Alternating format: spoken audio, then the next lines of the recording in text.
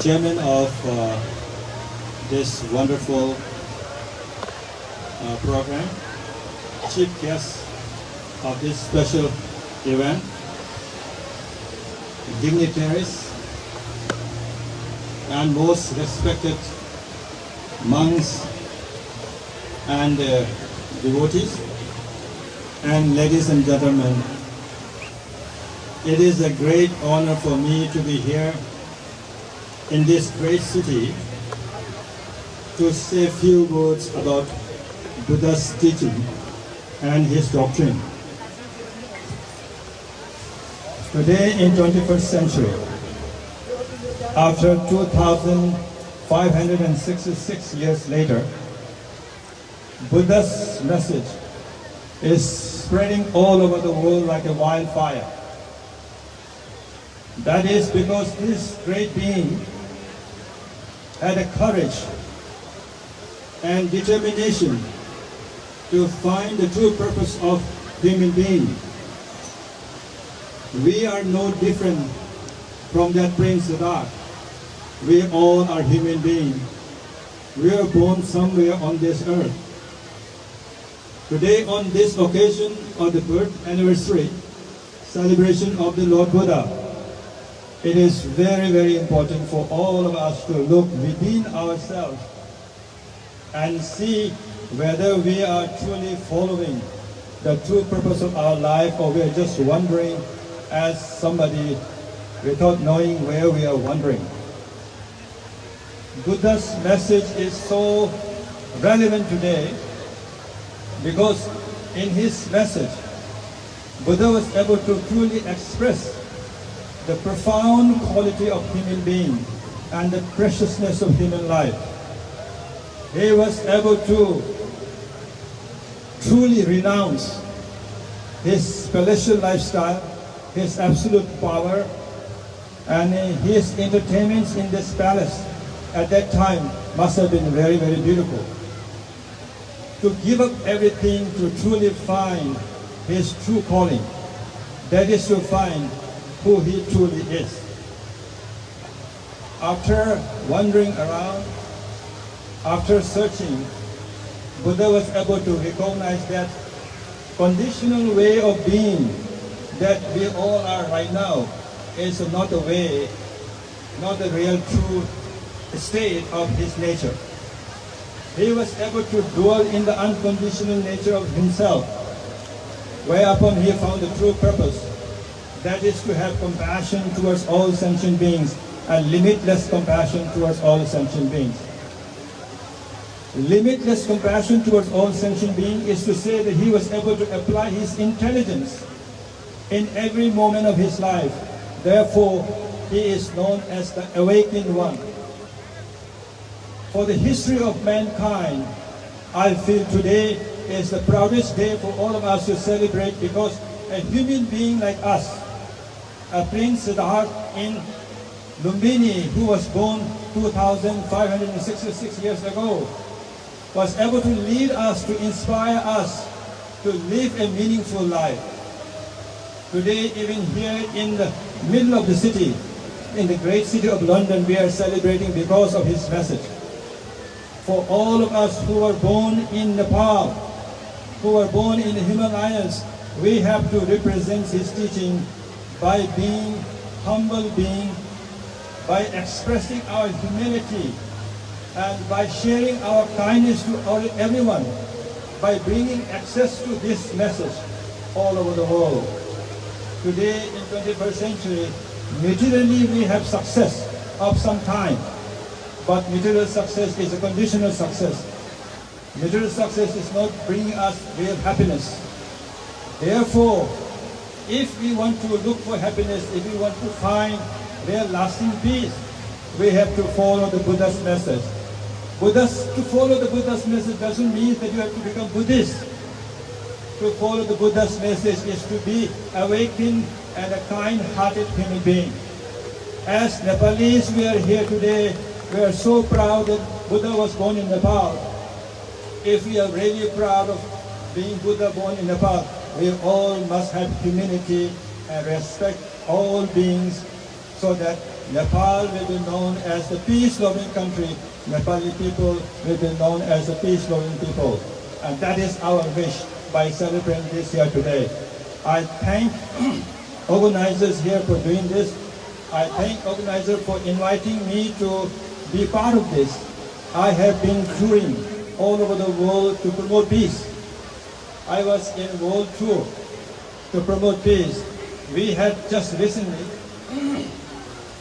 in Malibu, California, had the biggest, most profound Buddha Jayanti, Buddha's birthday celebration. That was first ever. Today, not only we are celebrating here, in Lumbini itself, few days ago, our Nepali Prime Minister, Honorable Shyalpa Rinpoche, invited Indian Prime Minister Modi ji to Lumbini to celebrate Buddha's birthday. What a beautiful way to really join hands together, celebrate. And this is the real meaning of Omkar Parivar. We have to recognize this. It is very important to find friendship and understanding between each other where we have no difference, because we all are human beings who is trying to celebrate life. This way of celebration life is now recognized by everyone. Even in the White House, they were celebrating Buddha's birthday today. All over the Asia, Buddha's birthday is celebrating on the Buddha's birthday. So this is very, very significant. And therefore, this Buddha's birthplace, Lumbini, does not really belong only to Nepalese. I feel that Lumbini belongs to entire mankind. And Lumbini does not just belong to Buddhists. Lumbini belongs to every peace lovers around the world. We should celebrate Lumbini as a fountain of peace from today onwards. And it's beautiful to see an Honorable Prime Minister of India, when he was there to pay respect to the Buddha. He is representing ancient tradition, which is very similar to Buddha's way. And same way today here, I see so many great, wonderful people, great dignitaries, scholars, and bhikshus, because we are here to truly recognize this beauty. To recognize this beauty, I think it's most important is not to promote Buddhism per se. To recognize this beauty, we have to be a kind-hearted human being. We must try to live our life in a meaningful way. And that is the best way to promote Buddha's message. Buddha's message is to promote compassion around the world. In Lumbini, this birthplace of Buddha is a very, very significant place, because in this birthplace, his mother, Queen Maya Devi, sacrificed her life to give birth to her child, to express her unconditional love. You know, Maya Devi was told already that she will not live to raise her child. Even then, she had the courage to give birth to this child. Unfortunately, she did not live after 7 days after being able to give birth to this Prince Siddhartha. Like Queen Maya Devi, all mothers in the past have sacrificed in the same way by expressing unconditional love. And Maya Devi's life story is in the history book, but all the mothers, for billions and billions of mothers, their life stories are not, we can read, but they are very similar. And today too, all the mothers all over the world, millions and millions of mothers are sacrificing their lives by expressing unconditional love.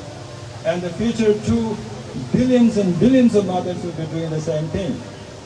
Similar to mother's unconditional love, if we all are able to embrace unconditional way of being, I think we are following Buddha's message. In that place, we will be able to find all the solutions for every problem that we have in our life. We will be able to liberate ourselves from suffering. Because in Buddha's message, which is very, very unique, which is very, very profound, is to free oneself from conditional self. To be able to free oneself from conditional self, Buddha was able to expound on the philosophy of emptiness, shunyata. So anyone who is interested in Buddha's message, it is very, very important to try to understand real philosophy behind the shunyata and emptiness. That will enable us to truly recognize our true purpose, which is to say we must live in the moment as if there is no next moment.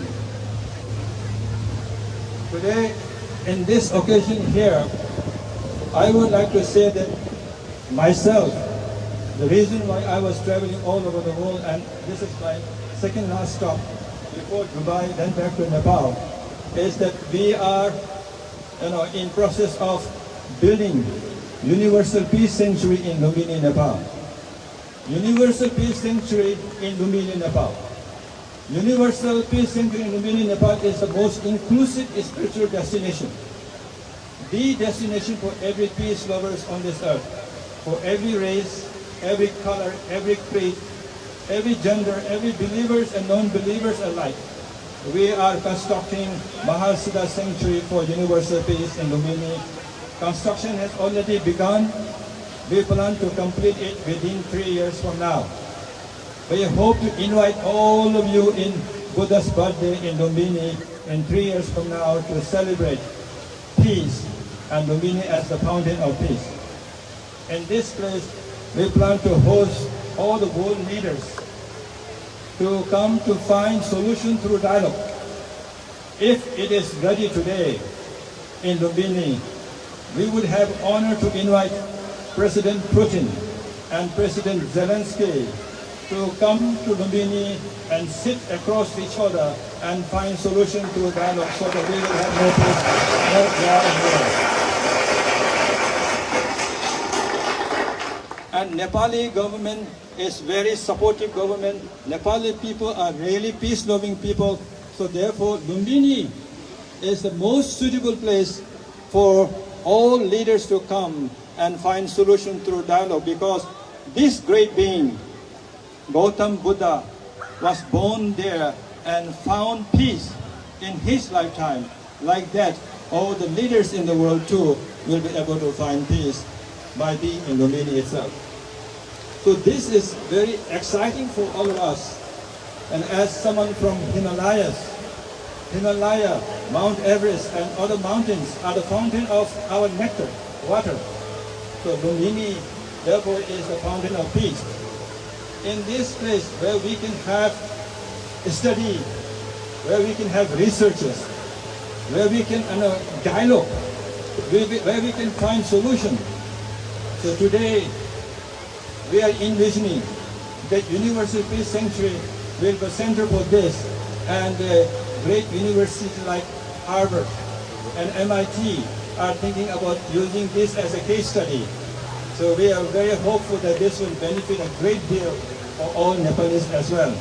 I mean, Nepali ko lagi, Nepal vikas ko lagi pani Mahasiddha Sanctuary, Shanti Dam चाहिँ धेरै ठुलो कुरा हो.